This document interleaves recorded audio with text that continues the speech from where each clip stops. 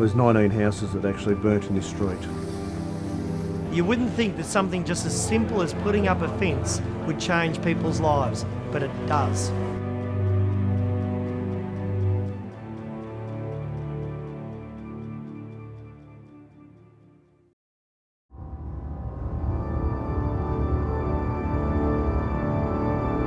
Until you see it from above, it's hard to comprehend the scale and ferocity of the Black Saturday bushfires. But reality begins to dawn when you realise that 7 months have passed and that tens of thousands of hectares of bush have still scarcely a shred of green. Much of it will never be the same again, and this is only a fraction of the toll. There are signs of new life, natural and man-made, among the stark forest skeletons.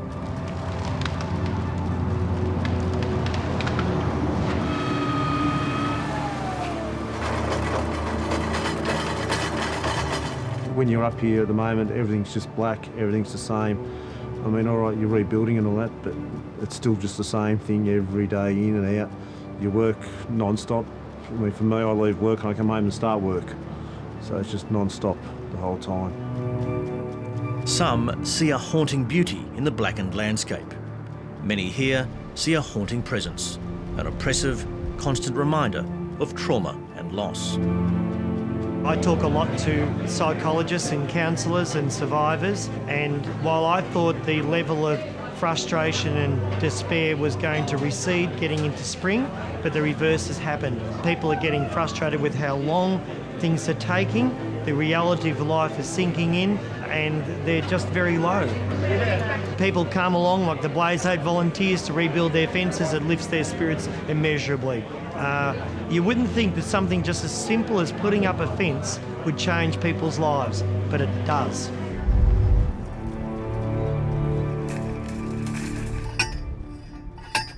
"7 weeks ago, Landline told the story of Kevin and Rhonda Butler, a farming couple from Kilmore East, close to where this terrible fire began. When volunteers rebuilt their burnt fences within days of the bushfire, the Butlers felt compelled to extend their compassion to other fire victims, and so Blaze 8 was born. It's probably Rhonda's idea, because I was very happy after I built my fence to go and chase my sheep and drive my truck, but she said to me, now, go and help others.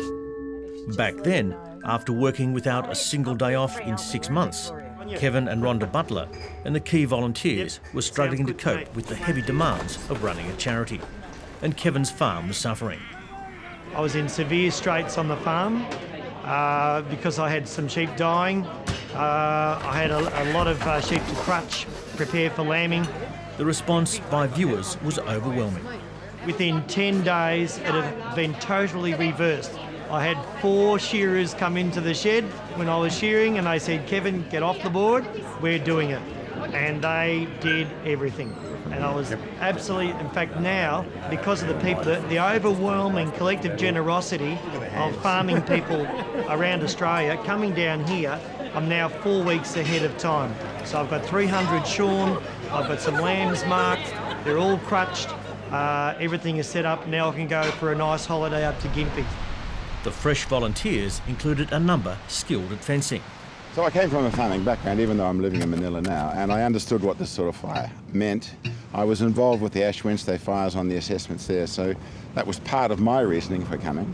They've wound up the old fencing and they're belting and putting up the new fence, about 300 metres virtually built in one day. And Kevin Butler heard of more bushfire survivors doing it tough. We've got Tony and Natalie who lost their home, and they've got an 8-year-old son, Henry, and they're actually rebuilding at the moment. Is the garage big enough for you? No, that one's bigger. You've got your shed, you're all right. The heat was unbearable. When the fire did actually come through here, we couldn't see the flames because they were that high in the trees above us. All we could see was an orange glow. Well, there's 19 houses that actually burnt in this street, so which virtually leaves 9 left standing. So it was pretty horrific, the amount that was lost.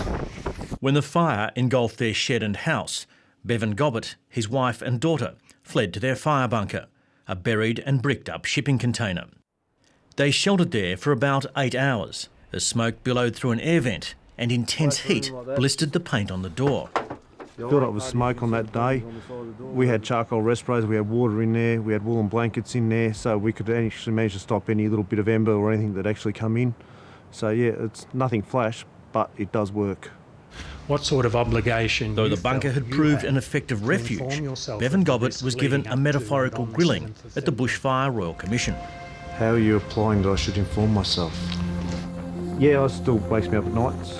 It's still vivid memories in my head. I remember my daughter still has nightmares from seeing the house on fire when we've opened the door to come out.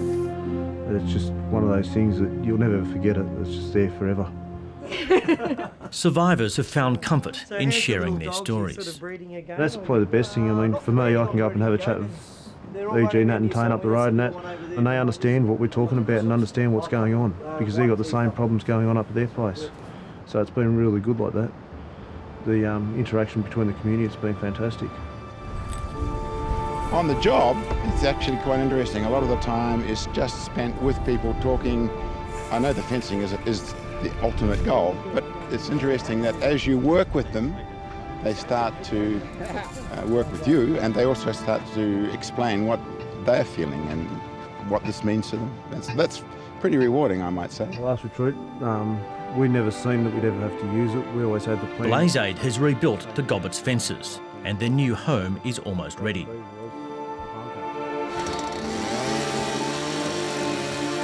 Kevin and Rhonda Butler's charity work has been physically and mentally exhausting. Extremely. Sometimes I go over there and Rhonda might break down and you know, we have a little cuddle and talk about it and it's over. But it does all. It's mounting pressure on them. They're too humble to say that, of course. They want to try and make a final date, but they can't because they think they're going to let people down. So a trip to Queensland was more than timely. We'll get the building inspector up here on Wednesday afternoon. He'll do the inspection while I'm away, having a holiday with you. And, I love music and I love poetry. I recite poetry myself and I reckon Gympie's the place for me.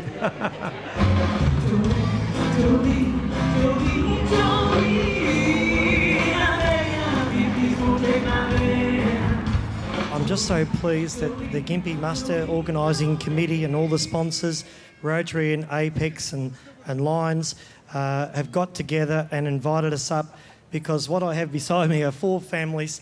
They all lost their homes. They tried to save their homes. They actually fled from the inferno, but now they are rebuilding. And I know there's 200 people above us right now who are looking down and they're saying Australia cares and they're looking after the survivors who are left behind. Does a woman come with it to clean the top of the stone? No, sorry, but you have to ask your wife. Maybe she can help you out with that one. I love the camaraderie because that's what we have in the wool shed every night with 70 people sitting down for tea after the fencing. And up here, people say hello to you. They're all friendly. At the woolshed, another working day is drawing to a close. We thought we'd come for 2 weeks and we're here 16, but how can you leave people like this? You can't leave them. It's not easy. We get much more out of it than we give.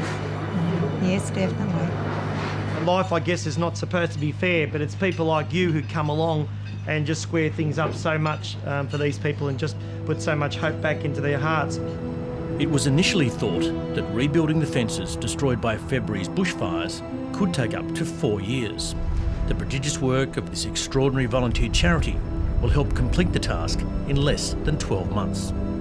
the best way to describe Kevin is like the second coming of the Messiah. I'm not a religious person, but he's been a godsend. The thing he started, if they could bottle it and reproduce it, Australia would be a better country. What Kevin has done, he's been able to capture the giving of people across Australia without question. He's been able to bring them together and forge them into a united force to go out and help people, unquestionably. Didn't matter what the job was, if they could do it, they did it. Because we know that it's not government that rebuilds lives, it's Australians who rebuild lives looking after each other and showing that you care, because people don't want to know about how much you know, they only want to know about how much you care, and that's what you're doing. It opens your eyes up to a lot of things. We all think we're invincible, but we're not. It makes you more real down to reality than what you think. I mean, I'm glad we had this and had somewhere to go, because we walked out of here with just our clothes on our back, and literally that was it, and everything that was stored in there, and that was it. Nothing else. Cars and everything gone.